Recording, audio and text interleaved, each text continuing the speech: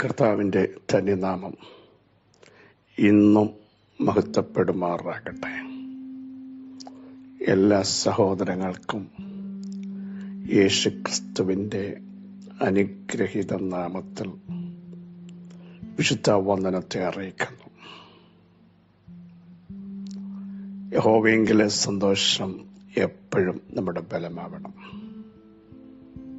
പൗലോസ് പറയുന്നത് പോലെ കർത്താവിൽ എപ്പോഴും സന്തോഷിപ്പീൻ എന്ന പിന്നെയും ഞാൻ നിങ്ങളോട് ആവർത്തിച്ചു പറയുകയാണ്. താൻ റോമിലെ കാരാഗൃഹത്തിൽ വെച്ചെഴുതിയ ലേഖനമാണ് ഫിലിപ്പിയ ലേഖനം. അതിനകത്ത് പറയുന്നു, സാഹചര്യങ്ങൾ എതിരാണ്, കൈകാലുകൾ ആമത്തിലാണ്, പക്ഷേ എപ്പോഴും സന്തോഷിക്കാൻ കഴിയണം എന്നെ ശക്തനാക്കുന്നവൻ. ഞാൻ ആരെയാ വിശ്വസിച്ചിരിക്കുന്നത് എന്നെനിക്കറിയാം. ഇതിലൊക്കെയും കർത്താവ് യേശുക്രിസ്തു മുഖാന്തരം പൂർണ്ണ ജയം പ്രാപിച്ചിരിക്കുന്നു. അതുകൊണ്ട് ശ്ലീഹൻ പറയുന്നത്, കർത്താവിൽ എപ്പോഴും സന്തോഷിപ്പീൻ എന്ന് പിന്നെയും ഞാൻ നിങ്ങളോട് പറയും. സ്തോത്രം. ഏതു സമയത്തും സന്തോഷിക്കാൻ കർത്താവിൻ്റെ പാദപീഠമേയുള്ളൂ. സ്തോത്രം. പ്രിയരെ, നമ്മുടെ ജീവിതത്തിൽ പ്രതിസന്ധി വന്നപ്പോഴും, പ്രതികൂലം വന്നപ്പോഴും, സങ്കടങ്ങൾ വന്നപ്പോഴും നമ്മൾ നിരാശയുടെ എൻഡിലേക്ക് പോകാതെ എഴുന്നേറ്റതിൻ്റെ കാര്യം എന്താണെന്നറിയാമോ? ദൈവത്തിൻ്റെ മഹാകരുണ കൊണ്ട്. ഒന്നുകൂടി പറഞ്ഞാൽ, കർത്താവിൽ സന്തോഷിക്കാൻ എൻ്റെ ബലം കർത്താവാണ്, എൻ്റെ നായകൻ കർത്താവാണ്, എന്നെ നടത്തുന്നവൻ ഉണ്മയുള്ളവനാണ്, ഞാൻ ആരെ വിശ്വസിച്ചിരിക്കുന്നു എന്ന് ആഴമായ ഒരു ഉറപ്പ് നമ്മുടെ അകത്തുള്ളത് കൊണ്ടാണ് നമുക്ക് കർത്താവിൽ എപ്പോഴും സന്തോഷിപ്പാൻ കഴിഞ്ഞത് എന്ന് വ്യക്തമായി രുചിച്ചറിഞ്ഞുകൊണ്ട് വിളിച്ചു പറയാൻ കഴിയില്ലേ സഹോദരങ്ങളെ? ഇന്ന് പകലും ധൈര്യത്തോടെ പറ, ഞങ്ങൾ ഏതു സമയത്തും ഏത് സാഹചര്യത്തിലും കർത്താവിൽ സന്തോഷിക്കും. ഒരു ശക്തിക്കും ഞങ്ങളെ തോൽപ്പിക്കാൻ പറ്റില്ല. ഒരു അന്ധകാര മണ്ഡലങ്ങൾക്കും ഞങ്ങളെ ഇല്ലാതാക്കാൻ പറ്റില്ല. വിളിച്ചവൻ ഉണ്മയുള്ളവൻ. അവിടുന്ന് ആരാന്ന് ഞങ്ങൾക്ക് വ്യക്തമായിട്ടറിയാം. വഴിയിലിട്ടേറ്റു പോകാത്തവൻ, കാരാഗ്രഹത്തിലും ഇറങ്ങി വരുന്നവൻ, ചങ്ങലകളെ അഴിക്കുന്നവൻ, വാതിലുകൾ തുറക്കുന്നവൻ, വഴിയും സത്യവും ജീവനുമായവൻ, ഏതു കാലഘട്ടത്തിലും തൻ്റെ ജനത്തിനു വേണ്ടി നീതിയും ന്യായവും നടത്തുന്നവൻ, വേഗത്തിൽ പ്രതിക്രിയ നടത്തി തൻ്റെ ജനത്തെ രക്ഷിക്കുന്നവൻ, അവിടുന്ന് ഞങ്ങളുടെ കൂടെയുള്ളത് കൊണ്ട് ഞങ്ങൾ എപ്പോഴും കർത്താവിൽ സന്തോഷിക്കും. വാക്ക് പറഞ്ഞവൻ മാറാത്തവനാ, അത് ഞങ്ങൾക്കറിയാം. ആ കർത്താവിലാണ് സന്തോഷിക്കാൻ നമുക്കിടയാവുന്നത്. ഈ പ്രഭാതത്തിൽ നമുക്ക് സ്തോത്രം ചെയ്തിട്ട് പറയാം, കർത്താവേ, അങ്ങയെപ്പോലെ മഹാനായവനാരുമില്ല, അങ്ങയെപ്പോലെ സർവശക്തനാരുമില്ല. തലമുറയായി അവിടുന്ന് ഞങ്ങളുടെ സങ്കേതമായിരിക്കാൻ നന്ദിയോടെ സ്തോത്രം ചെയ്യുന്നു എന്ന് പറഞ്ഞ് നമുക്ക് ദൈവത്തെ ആരാധിക്കാൻ ഇടയാവട്ടെ. ഇന്ന് പ്രഭാതത്തിലും ആവർത്തിച്ചു പറയാം, എൻ്റെ നീതിമാൻ വിശ്വാസത്താൽ ജീവിക്കും. എൻ്റെ നീതിമാൻ വിശ്വാസത്താൽ ജീവിക്കും. Praise the Lord. ഹല്ലേലൂയ. കർത്താവിൻ്റെ വരവിനായി നമുക്കൊരുങ്ങാം. അവിടുത്തെ വരവ് വാതിക്കലായിരിക്കുന്നു. ഈ ദിവസങ്ങളിൽ ആത്മാവിൽ നമുക്ക് പ്രാർത്ഥിക്കാം. നിങ്ങളുടെ കൃപ ഞങ്ങളുടെ മേൽ വരണമേ, നിങ്ങളുടെ ഫേവർ ഞങ്ങളുടെ മേൽ വരണമേ, വിശ്വാസത്തിൽ നടക്കാൻ ഞങ്ങളെ പഠിപ്പിക്കണമേ എന്ന് നമുക്ക് പ്രാർത്ഥിച്ചു തുടങ്ങാം. ദൈവമായ കർത്താവ് എല്ലാവരെയും അനുഗ്രഹിക്കട്ടെ എന്ന് പ്രാർത്ഥിക്കുന്നു. വളരെ സുപരിതമായ ഒരു വാക്യം, യോഹന്നാൻ സുവിശേഷം 11 അധ്യായം അതിന്റെ 17 വാക്യം. യേശു അവിടെ എത്തിയപ്പോൾ അവനെ കല്ലറയിൽ വെച്ചിട്ട് 4 ദിവസമായി എന്ന് അറിഞ്ഞു. യേശു അവിടെ എത്തി. ഈ സാഹചര്യം നമുക്കറിയാം. ലാസറിന്റെ കുടുംബമായിട്ട് യേശുവിന് ആഴമായൊരു ബന്ധമുണ്ടായിരുന്നു. മിക്ക ദിവസങ്ങളും അവിടെ എത്തി അവരോട് സംസാരിക്കുമായിരുന്നു. എന്നാൽ ലാസറിന് കനത്ത രോഗം പിടിച്ചു.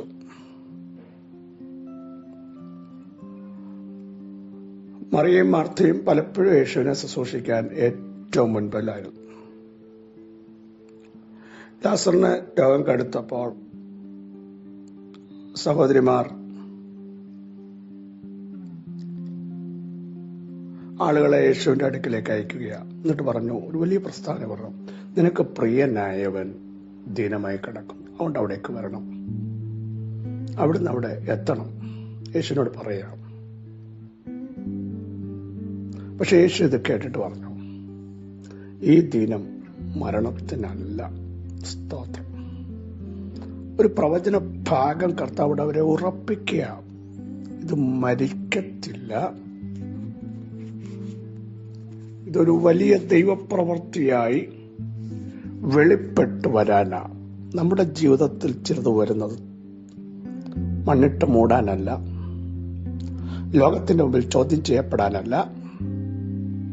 പക്ഷെ മനുഷ്യരൊക്കെ ചർച്ച ചെയ്യേണ്ടി വന്നാൽ പോലും കർത്താവ് അഡ്വാൻസ് പറയുന്നു, ഇത് മരണത്തിനല്ല, ഇത് നിന്റെ എൻഡിനല്ല, തകർച്ചയ്ക്കല്ല, ദൈവത്തിന്റെ മഹത്വം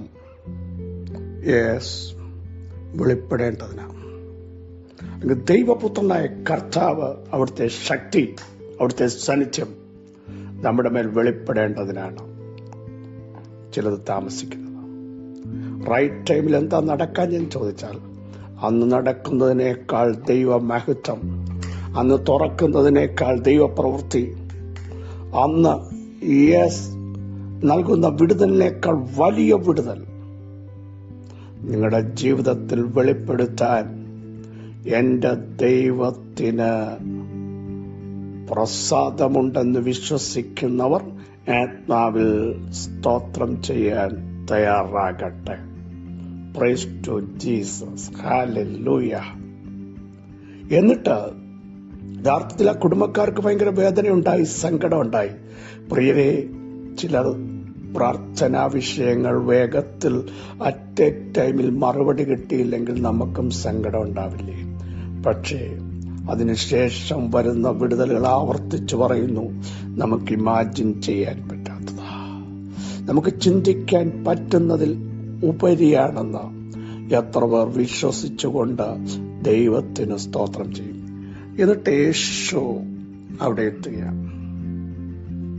എത്തിയപ്പോൾ അവനെ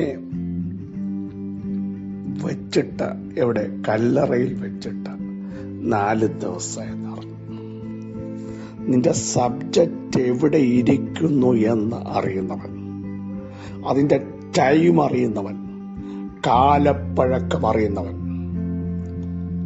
ഇന്നു പകൽ വ്യക്തമായി കാലപ്പഴക്കം ചെന്നത്, ദിവസങ്ങൾ പോയത്, പ്രതീക്ഷ നഷ്ടപ്പെട്ടത് എല്ലാം അറിയാവുന്നവൻ നിന്റെ കൂടാരത്തിനകത്ത് വന്നിട്ടുണ്ട്.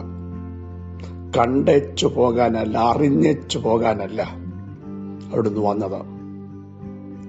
ഇനി നടക്കത്തില്ലെന്നകത്ത് എന്ന് പറയുന്ന സബ്ജക്റ്റിനെ പോലും, ഇപ്പൊ ഹോപ്പ് നഷ്ടപ്പെട്ട് ഇനി പൊങ്ങത്തില്ലെന്ന് ചിന്തിക്കുന്ന വിഷയത്തെ പോലും ആർക്കും ഒന്നും ചെയ്യാൻ പറ്റില്ലെന്ന് ചർച്ചക്കാര് പറയുന്നത് പോലും, കല്ലുവെച്ചതാരും നീക്കിയിട്ടില്ല എന്ന് അകത്തളങ്ങളിൽ മറ്റുള്ളവർ പരസ്പരം പറയുന്ന സബ്ജക്റ്റ് പോലും ഇന്നു പകൽ എഴുന്നേൽപ്പിക്കാൻ എന്റെ യേശു വന്നിട്ടുണ്ട്. എന്റെ യേശു വന്നിട്ടുണ്ട്. എന്റെ യേശു വന്നിട്ടുണ്ട്. യേശു അറിഞ്ഞു. 38 സംവത്സരമായി ഒരുവൻ അവിടെ കിടക്കുന്നത് അറിഞ്ഞ് യേശു അവനെ കണ്ടച്ചു പോകാനല്ല, ആശ്വസിപ്പിക്കാനല്ല വന്നത്.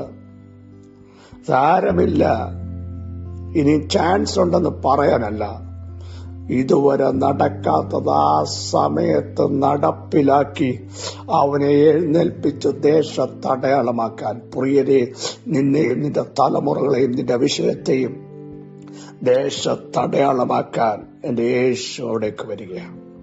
അവിടേക്ക് വരികയാണ്. ഇന്ന് പകൽ ആർക്കും വരാൻ പറ്റാത്തടത്ത്, ആരോടും പറയാൻ പറ്റാത്ത നിന്റെ സബ്ജക്റ്റിനകത്ത്, പ്രതീക്ഷ നഷ്ടപ്പെട്ടടത്ത്, നിന്റെ പ്രത്യാശയ്ക്ക് ഭംഗം വന്ന് അകത്തളങ്ങളിൽ ചോദിക്കുക, ഇനിയും ഇതിന് സാധ്യതയുണ്ടോ? ഇനിയും നടക്കുമോ? ഇനിയും എഴുന്നേൽക്കുമോ? ഇനിയും വിടുതൽ വരുമോ? ഇവിടെ പ്രവർത്തിക്കാൻ എന്റെ യേശു വന്നിട്ടുണ്ട്. യേശു ഇത് അറിഞ്ഞിട്ടുണ്ട്. എല്ലാവരും അറിഞ്ഞ പോലെ ഞാൻ അറിഞ്ഞു, ഞാനിത് കേട്ടു എന്ന് പറഞ്ഞിട്ട് പോകുന്നവനല്ല. അറിഞ്ഞാൽ അത്ഭുതം സംഭവിക്കും. അറിഞ്ഞാൽ ജനം പുറത്തു വരും. അറിഞ്ഞാൽ ദൈവിക പ്രവൃത്തി നിങ്ങളുടെ ജീവിതത്തിൽ, നിങ്ങളുടെ ശരീരത്തിൽ, നിങ്ങളുടെ ആത്മീയതയിൽ, നിങ്ങളുടെ മിനിസ്ട്രിയിൽ വെളിപ്പെടുത്താൻ ഒരുവൻ ഇതാ അവിടേക്ക് എത്തി. സ്തോത്രം ചെയ്യും. അവിടെ എത്തിയിട്ട് കല്ലറ കണ്ടിട്ട് അനുശോചനം പറയാനല്ല, നിന്റെ വിഷയം കണ്ടിട്ട് സോറി എന്ന് പറയാനല്ല, കുഴപ്പമില്ലെന്ന് പറയാനല്ല, സാരമില്ലെന്ന് പറയാനല്ല. എന്റെ യേശു അവിടെ വന്നത് അത്ഭുതം ചെയ്യാൻ, വിടുതൽ നൽകാൻ, ശക്തീകരിക്കാൻ, ബലം കൽപ്പിക്കാൻ, എഴുന്നേൽപ്പിക്കേണ്ടതിനെ എഴുന്നേൽപ്പിക്കാൻ, പുറത്ത് കൊണ്ടുവരേണ്ടതിനെ പുറത്ത് കൊണ്ടുവരാൻ എന്റെ യേശു വന്നിട്ടുണ്ട്. യേശു അറിഞ്ഞിട്ടുണ്ട്. മറ്റാരും അറിയണ്ട പ്രിയരെ. കാനാവിലെ കല്യാണ വീട്ടിലെ ഷോർട്ടേജ് യേശു അറിഞ്ഞു. ഏറ്റവും ടോപ്പായത് പുറത്തു വന്നു. അങ്ങനെയെങ്കിൽ ഇന്ന് പകൽ സ്തോത്രം ചെയ്യും. പിതാവേ, ആ ശക്തി ഞങ്ങളുടെ മേൽ വ്യാപരിക്കട്ടെ. ആ സാന്നിധ്യം ഞങ്ങളുടെ കൂടാരത്തിൽ വരട്ടെ. ദൈവമഹത്വം ഇറങ്ങട്ടെ. ദുഷ്ടസിംഹാസനങ്ങൾ തകരട്ടെ. ഞങ്ങളുടെ അകത്തുനിന്ന് വന്ന അവിശ്വാസം മാറട്ടെ. ഇനി നടക്കില്ല. സാധ്യതകൾ അസ്തമിച്ച ഞങ്ങളുടെ വിഷയത്തെ സ്വർഗം ടച്ച് ചെയ്തിരിക്കാൻ സ്തോത്രം. സകല മഹത്വം അങ്ങേക്ക് യേശുവിൻ നാമത്തിൽ തന്നെ. ആമേൻ. ക്രിസ്തുവിൽ പ്രിയ സഹോദരങ്ങളെ, യേശു അവിടെ എത്തി. യേശു അറിഞ്ഞു. അറിഞ്ഞാൽ അത്ഭുതം സംഭവിക്കും. അറിഞ്ഞാൽ അടയാളം സംഭവിക്കും. അറിഞ്ഞാൽ വീര്യപ്രവൃത്തികൾ ഉണ്ടാകും.